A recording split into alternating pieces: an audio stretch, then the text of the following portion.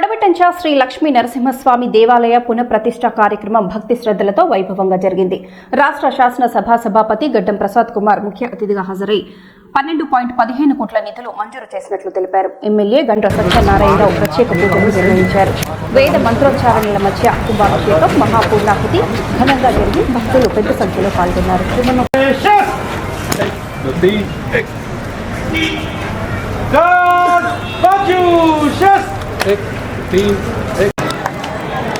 ఎందుకంటే దేని గొప్పతనం దానికే ఉంది.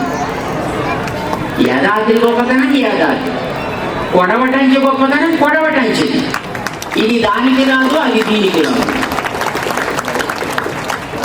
మన కొడవటంచ ఒక అతి ఉత్తమమైనటువంటి భక్తులకి పిలిస్తే పలికే పొంగు బంగారంగా ఉండే మంచి ఆలయం కావాలి అని మీరందరూ కూడా అదే రకమైనటువంటి భక్తి తత్పరతతోటి ఈ స్వామి యొక్క అనుగ్రహాన్ని పొందే ప్రయత్నం చేస్తారు అని మేము ఆశిస్తున్నాం.